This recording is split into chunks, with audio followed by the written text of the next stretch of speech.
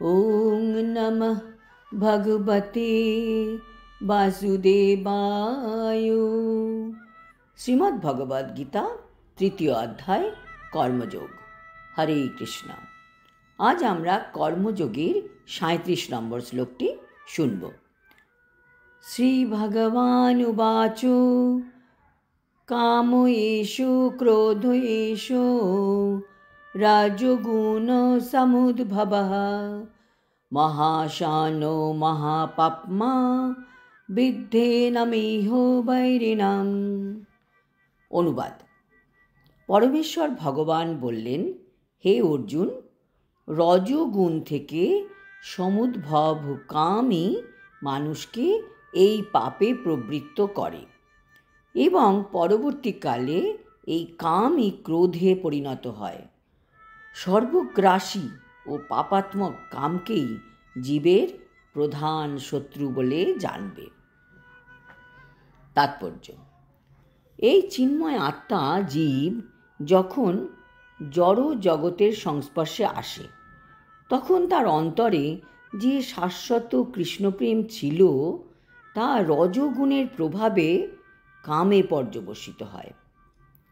যেমন আকাশ থেকে যখন বৃষ্টি নামে, প্রথমে বৃষ্টির জল পিওর থাকে, যত নিচে নামতে থাকে তত সে পলিউট হতে থাকে। যেমন টক তেঁতুলের সংস্পর্শে দুধ দই হয়ে যায়, তেমনি ভগবানের জন্য আমাদের মনে যে অপ্রাকৃত প্রেম ছিল তা কামে পরিবর্তন হয়ে যায়। সেই কাম যখন তৃপ্ত না হয়, তখন তার থেকে ক্রোধ উৎপন্ন হয়। ক্রোধ থেকে কি হয়? মোহ জন্মায়। আর এই মোহাচ্ছন্ন হওয়ার ফলে জীব জড় জগতের বন্ধনে স্থায়ীভাবে আবদ্ধ হয়ে পড়ে।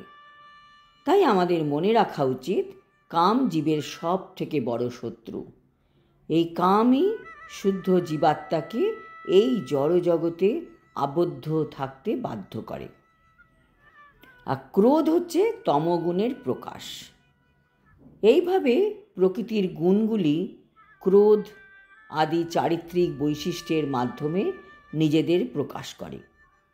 তাই যদি রজগুণের প্রভাবকে তমগুণে অধঃপতিত না হতে দিয়ে সত্যগুণে উন্নীত করতে পারি আমরা, তাহলে পারমার্থিক আসক্তির মাধ্যমে ক্রোধের প্রভাব থেকে রক্ষা পাওয়া যায়। সেটা সম্ভব হবে একমাত্র আমরা শাস্ত্রে দেওয়া যেসব রাস্তা আছে, যদি আমরা সেই শাস্ত্রোক্ত নির্দেশ মেনে জীবনযাপন করি।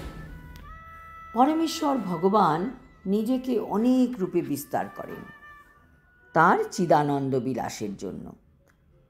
জীবরা তো আসলে এই চিদানন্দেরই অবিচ্ছেদ্য অংশ। আবার জীবেদের আংশিক স্বাধীনতাও আছে, কিন্তু জীবরা কি করে? তারা সেই স্বাধীনতার অপব্যবহার করে, আর তার ফলে জীবের সেবাবৃত্তি ইন্দ্রিয় তৃপ্তি সাধনের প্রবণতায় চেঞ্জ হয়ে যায়। জীবের মধ্যে ছিল সেবাবৃত্তি, সেটা কি হয়? ইন্দ্রিয় তৃপ্তি সাধনের জন্য চেঞ্জ হয়ে যায়। তখন তারা কামের কবলে পতিত হয়। মনে প্রশ্ন আসতে পারে, ভগবান তবে এই জড়জগৎ কেন সৃষ্টি করলেন? ভগবান এই জড়জগৎ এই জন্য সৃষ্টি করলেন যাতে আমরা বদ্ধ জীবেরা এই কামোন্মুখী প্রবৃত্তিগুলিকে চরিতার্থ করতে পারি। এইভাবে জীবেরা তাদের কামনা বাসনা চরিতার্থ করতে গিয়ে এমন দিশেহারা হয়ে পড়ে যে তখন তাদের রিয়েলাইজেশন শুরু হয়। তখন তারা তাদের স্বরূপের অন্বেষণ করতে শুরু করে। এই অন্বেষণ থেকেই বেদান্ত সূত্রের সূচনা, যেখানে বলা হয়েছে অথাত ব্রহ্ম জিজ্ঞাসা, অর্থাৎ মানুষের পরম কর্তব্য হচ্ছে পরম তত্ত্ব সম্বন্ধে জানা। আর শ্রীমদ্ ভাগবতে পরম তত্ত্বকে বলা হয়েছে সব কিছুর উৎস হচ্ছে পরম ব্রহ্ম। সুতরাং কামেরও উৎস হচ্ছেন ভগবান। কাজে এই কামকে যদি শ্রীকৃষ্ণের সেবায় লাগানো যায়, তবে এই কাম ও ক্রোধও চিন্ময়ত্ব প্রাপ্ত হয়। যেন উদাহরণস্বরূপ শ্রীরামচন্দ্রের পরম সেবক হনুমান যখন তার ক্রোধ প্রকাশ করেছিলেন, করে রাবণের স্বর্ণলঙ্কা দগ্ধ করেছিলেন। এবং তা করার ফলে তিনি ভগবানের মহান ভক্তে পরিণত হয়েছিলেন। কাজেই দেখা যাচ্ছে ক্রোধ দিয়েও আমরা ভগবানের সেবা করতে পারি। ভগবদ্ গীতাতে ভগবান শ্রীকৃষ্ণ অর্জুনকে বলেছিলেন যে তার সমস্ত ক্রোধ এই শত্রু বাহিনীর উপরে প্রয়োগ করে ভগবানের সন্তুষ্টি বিধান করার জন্য।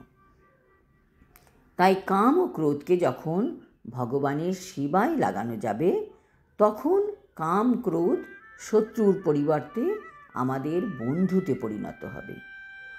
আজ এই পর্যন্ত। আগামী শ্লোকেও আমরা জানতে পারব জীবাত্মা কী মাত্রায় কামের দ্বারা আবৃত থাকে। হরি ওম তৎসৎ। হরে কৃষ্ণ।